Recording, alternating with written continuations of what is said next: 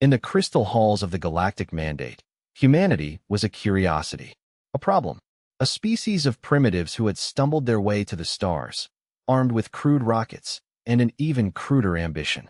For years, they had been managed, guided, and condescended to. The elder races saw them as children playing with fire. Today, those children were about to burn the galaxy down. Summoned to answer for their crimes of expansion and defiance, a lone human stands before the most powerful beings in the cosmos. They expect him to beg. They expect him to negotiate. They never expected a declaration of total war. What happens when a species, pushed to the breaking point, decides that diplomacy is no longer an option?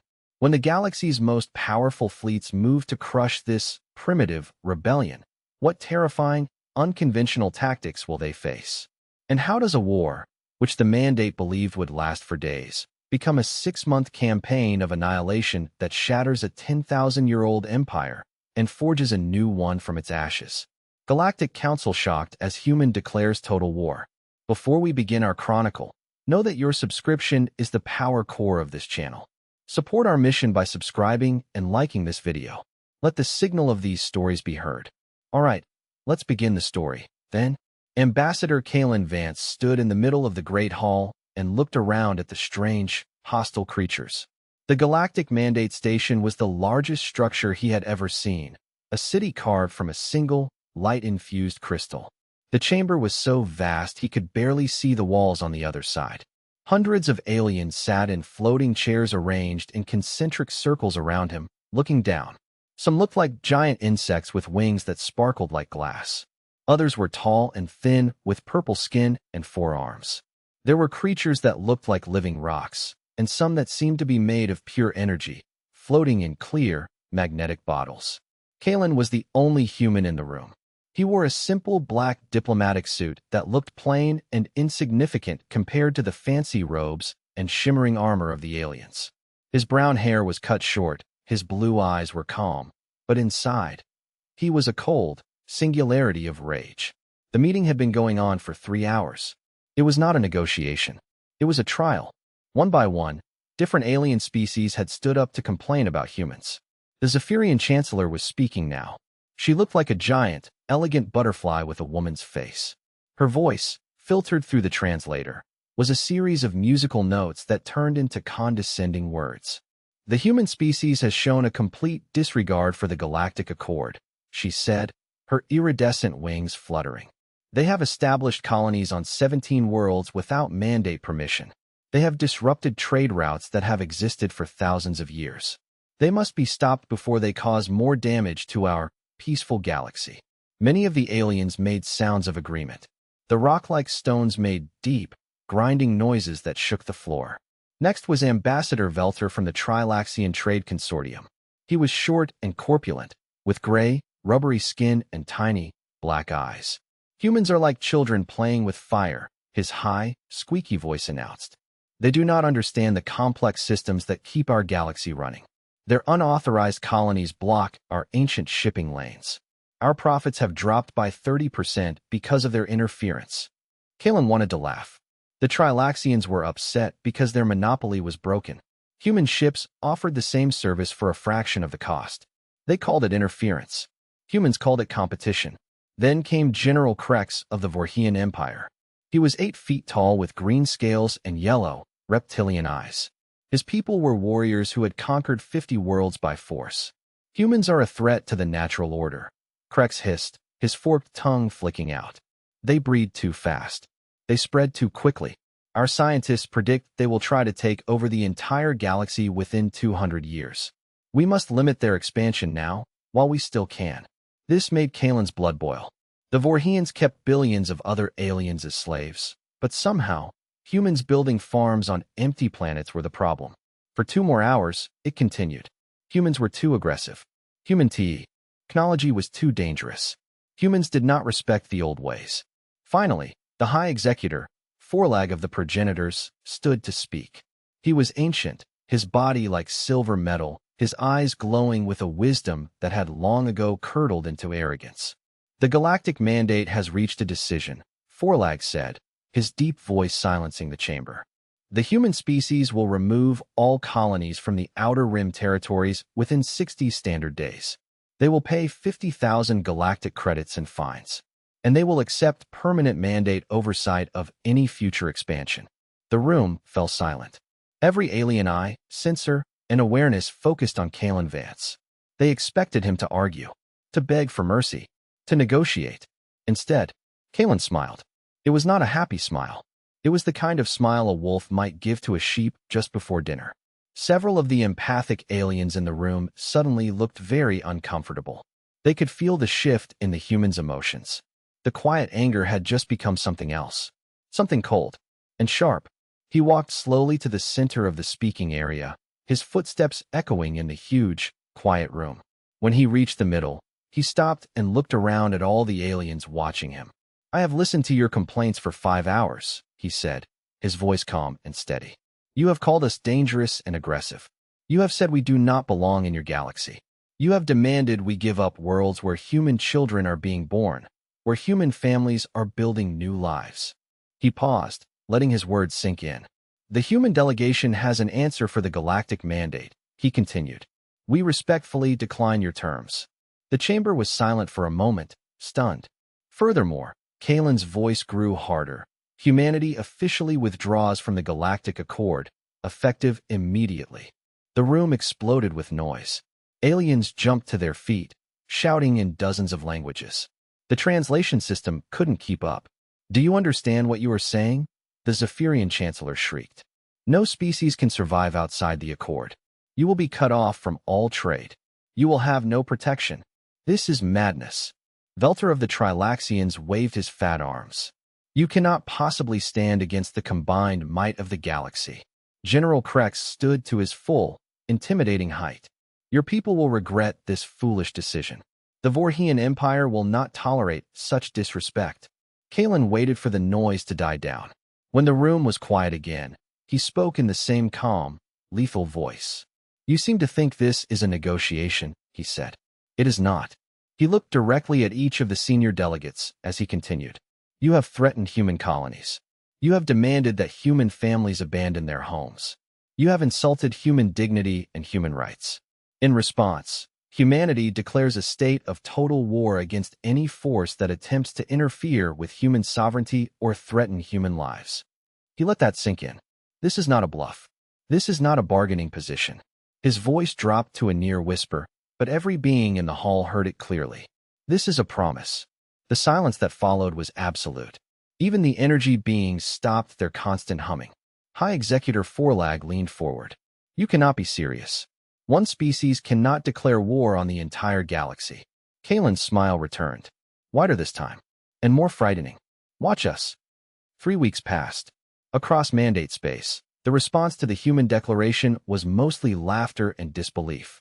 On the luxury resort world of Paradisia, wealthy Trilaxian merchants joked about the insane primitives. On the Vorhian homeworld, General Krex met with his war council around a holographic map showing human space. It was a tiny, insignificant smudge compared to the vast territories of the Empire. "Our intelligence reports show the humans have, perhaps, 300 warships," said Colonel Vex. "We have over 2,000 ships in our main battle fleet alone. This will be the shortest war in galactic history." General Krex nodded. "Send the Fifth Fleet to blockade their home system. A show of force should make them surrender quickly. We need not even fire a shot."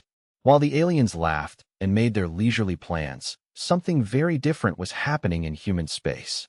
The Sol system buzzed with activity.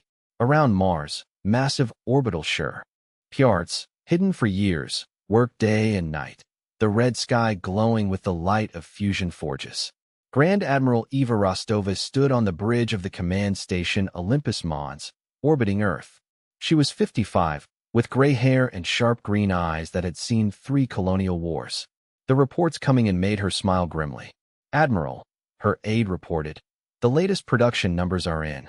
We now have 800 combat-ready ships, with 200 more coming online each week." Rostova nodded. The numbers were impressive, but she knew they would need more than ships. They would need something the aliens would never expect. On Luna Base, Commander Jax Thorne met with his squadron commanders. His ship, the UES Terminus, was one of the new heavy battleships built specifically for this war. Our orders are simple, Jax told his officers. We hit them fast, and we hit them hard. No warning shots. No attempts to disable. If they threaten human lives, we destroy them. Completely. Lieutenant Amy Foster, the youngest officer in the room, raised her hand. Sir, what about galactic law? The mandate has rules about space warfare. Jax's expression grew cold. The mandate threatened to destroy our colonies and enslave our people.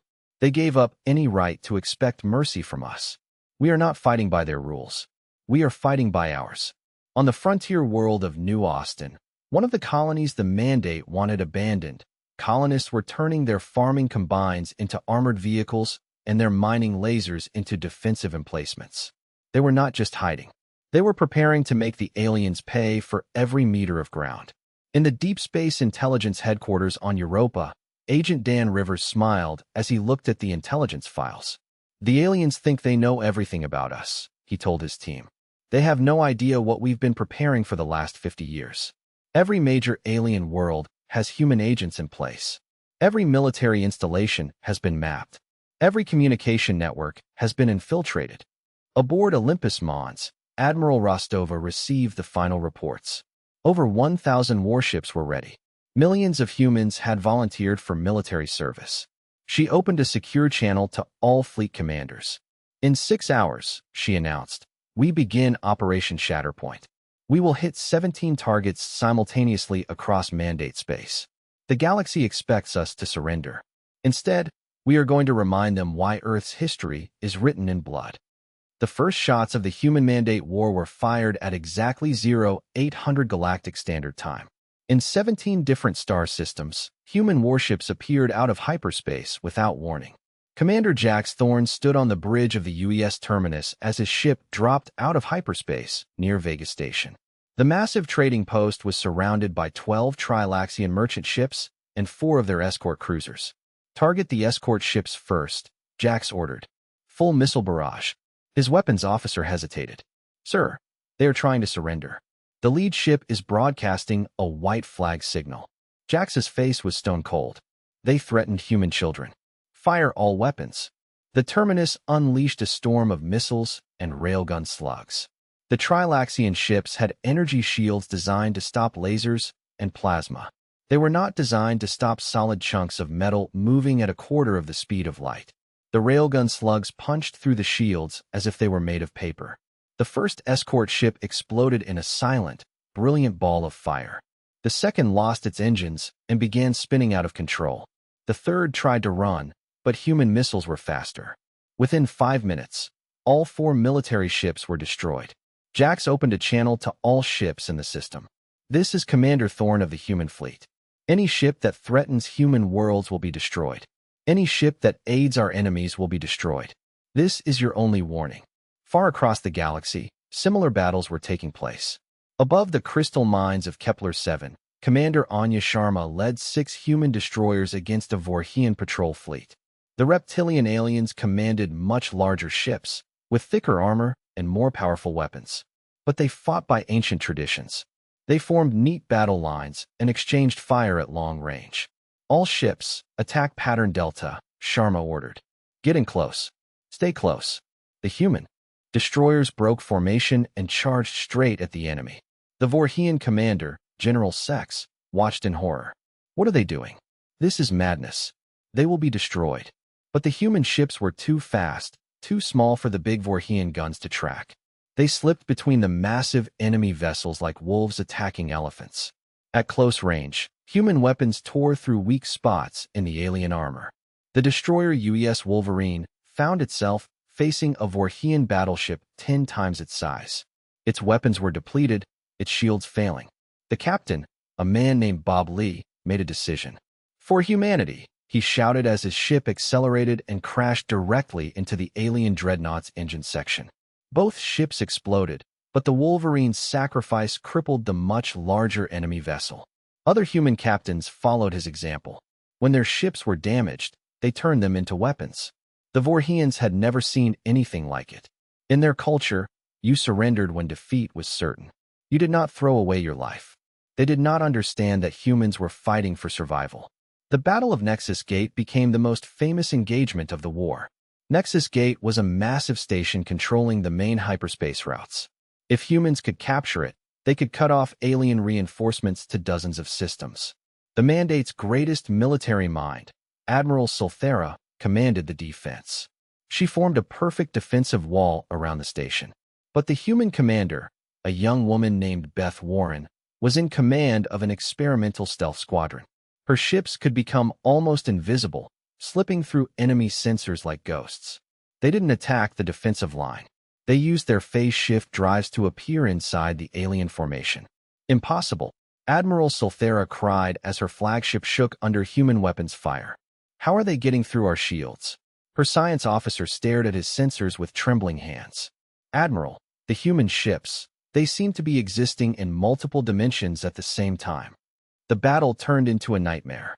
Human ships would materialize, fire all weapons, then disappear before anyone could fire back. The end came when the ancient progenitor dreadnought, the Eternal Glory, entered the battle.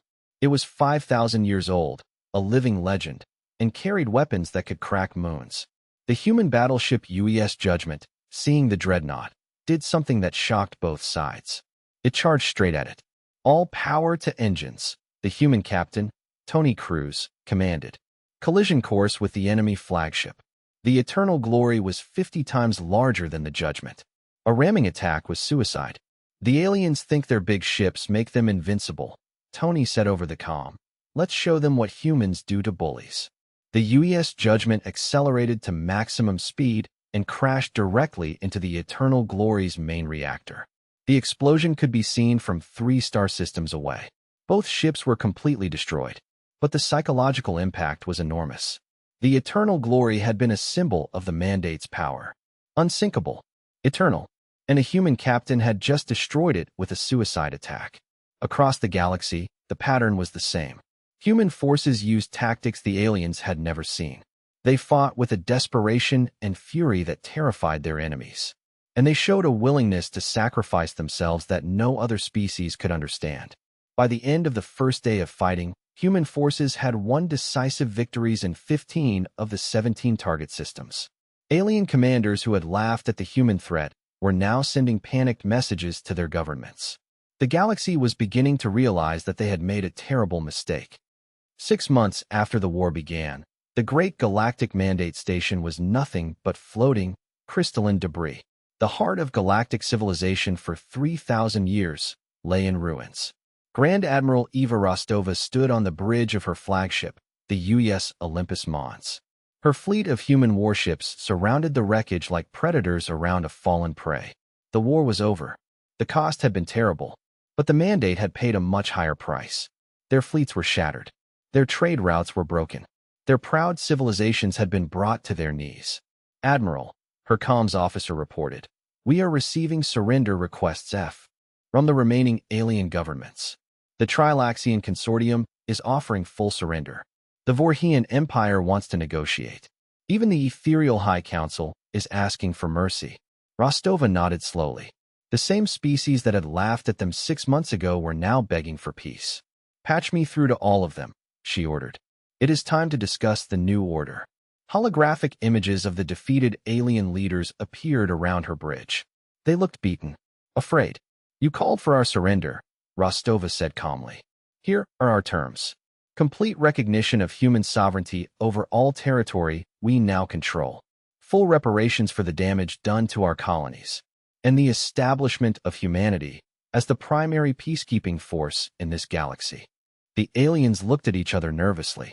Ambassador Velter was the first to speak, his voice trembling. Grand Admiral, your terms are very harsh. We cannot afford to pay such large reparations. Rostova's expression did not change. You should have thought about that before you threatened human children. General Krex raised his scaly head. The Vorhian Empire has ruled dozens of worlds for centuries. You cannot expect us to give up our territory to you. I am not asking you to give up your territory, Rostova replied. I am telling you that humanity will now protect those worlds from threats, including threats from you. Your people can keep their homes, but they will live under human protection.